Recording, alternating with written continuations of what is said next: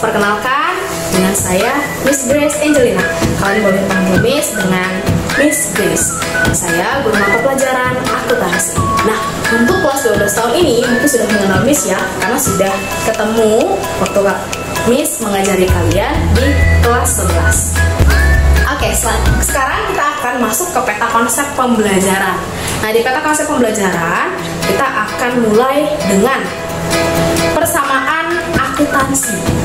Ya, kemudian kita akan membahas tentang jurnal dan buku besar.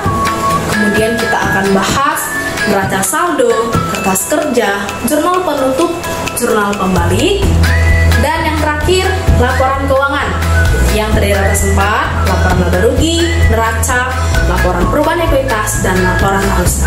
Nah, mungkin kalian bertanya-tanya, lah bukannya itu sudah dipelajari ya Miss? Memang. Nah, kali ini di kelas 12 kita akan memperdalam lagi materinya untuk mempermudahkan kalian dalam mengikuti ujian nasional nantinya, ya, atau ujian sekolah, karena materinya tidak jauh ya, pasti berhubungan dengan materi-materi yang akan kita bahas di kelas 12. Nah, jadi untuk kalian yang belum berkesempatan untuk tahu tentang persamaan akuntansi, jurnal, buku besar, mungkin agak terlalu sulit memahaminya pada saat duduk di bangku kelas 10 atau kelas 11, kalian boleh mempelajarinya di kelas 12 dan boleh mengulangnya kembali. Nah, pertama kita akan membahas kali ini tentang persamaan akuntansi. Apa ya persamaan akuntansi? Namanya juga persamaan ya, berarti harus ada yang disamakan. Nah, apa yang disamakan? Ya, jadi rumus dasarnya akuntansi itu cuma satu. Ya, mungkin kalau dengan pelajaran hitungan yang lain banyak rumus ya, tapi kalau di akuntansi cukup satu rumus aja. H sama dengan U tambah R. Harta sama dengan utang tambah modal. Nah, jadi harta dan utang tambah modal tadi harus seimbang. Ya, itu yang namanya persamaan akuntansi. Kemudian, adapun beberapa pengaruh transaksi terhadap persamaan akuntansi. Ya, tentu setiap transaksi yang terjadi atau transaksi keuangan yang terjadi di perusahaan pasti akan menyebabkan pengaruh terhadap transaksi lain. Contoh, ada aktiva dengan aktiva. Contohnya, aktiva dengan aktiva ketika kita membeli peralatan secara tunai. Misalnya, Kardiman membeli peralatan toko secara tunai. Apa yang terjadi? Pastinya kas berkurang dan peralatan bertambah. Ya. Kemudian yang kedua, aktiva dengan modal pemilik, harta dengan modal pemilik. Contoh biasanya nih soal-soal seperti ini letaknya di awal transaksi. Contoh misalnya Cynthia menyetorkan uang tunai sebagai modal awal. Berarti apa yang bertambah? Pastinya kasnya bertambah karena dia uang tunai, kemudian modalnya bertambah. Dan yang terakhir, aktiva dengan utang atau kewajiban. Ya, aktiva dengan utang atau kewajiban ini contohnya pada saat kita melakukan transaksi pembelian secara kredit. Contoh, misalnya Jenny membeli perlengkapan kantor secara kredit. Nah, maka akan terjadi yang namanya perlengkapan kantor bertambah karena kita sudah membeli, kemudian utang bertambah karena kita melakukan transaksi tidak tunai atau secara kredit. Nah, selanjutnya yaitu pencatatan transaksi ke dalam persamaan akuntansi. Bagaimana sih Miss cara mudah melakukan pencatatan transaksi di dalam persamaan akuntansi? Yang pertama pastinya kalian harus menyiapkan formatnya. Kemudian yang kedua, kalian lakukan analisa terhadap transaksi yang terjadi.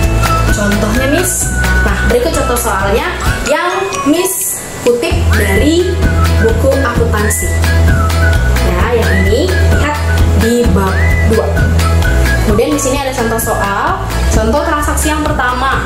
Pada tanggal 1 Januari 2010, Tuan Adam menyetorkan uang ke dalam perusahaan sebagai modal awal sebanyak 10 juta. Berarti apa yang terjadi? Pastinya karena dia ada uang tunai, aktiva atau harta dalam bentuk kas bertambah 10 juta, kemudian modal Adam bertambah juga 10 juta. Kemudian transaksi yang kedua. Pada tanggal 2 Januari 2010 dibeli peralatan salon 5 juta rupiah. Dibeli peralatan salon. Nah, perlu kalian ketahui nih, kalau misalnya di keterangan soal tidak ada menerangkan tunai atau kredit, berarti dia sudah otomatis tunai.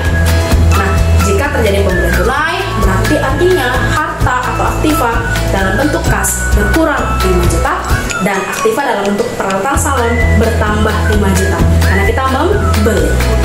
Kemudian transaksi yang ketiga, pada tanggal 4 Januari 2010 dibeli perlengkapan salon secara kredit sebesar 3.500.000. Nah, kalau kalian menemukan transaksi seperti ini, berarti pastinya harta atau aktiva dalam bentuk perlengkapan salon kita bertambah 3.500.000 dan utang usaha kita bertambah juga 3.500.000 karena kita melakukan transaksi pembelian secara kredit. Selanjutnya transaksi yang keempat. Pada tanggal 7 Januari 2010 dibayar beban macam-macam atau beban lain-lain selama 1 minggu. Ya, sebesar 200.000. Berarti apa transaksi yang terjadi? Tadi kita sudah bahas harta, utang, dan modal. Kalau beban macam-macam atau beban lain letaknya di mana, Mas? Nah, letaknya di posisi modal, sifatnya mengurangi. Jadi, karena dia sifatnya membayar, berarti uang keluar, berarti harta atau aktiva dalam bentuk kas berkurang 200.000, ya, atau kas berkurang 200.000 simpelnya, dan kemudian modal berkurang 200.000. Lah, kenapa di modal, Miss? Karena beban termasuk salah satu yang mengurangi modal, sedangkan pendapatan menambah modal. Oke, kita lanjutkan transaksi yang terakhir, transaksi 5. Pada tanggal 12 Januari 2010 dibeli tambahan peralatan salon sebesar 3 juta dan dibayar uang muka 1 juta. Sisanya dibayar bulan depan, artinya dibayar secara kredit.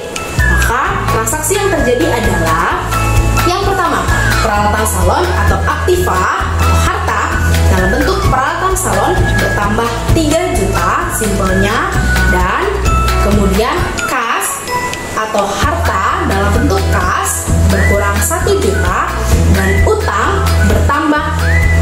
Oke, nah semua teori yang sudah Miss jelaskan tadi semuanya lengkap di sini dan contoh soal juga sudah lengkap di buku textbook. Jadi buat kalian yang belum punya, kalian wajib harus punya, dan kalian boleh memberi underline atau garis bawah di setiap teori-teori yang ada di buku ini, terkhusus untuk materi yang sudah kita bahas hari ini, untuk mempermudah kalian dalam memahaminya.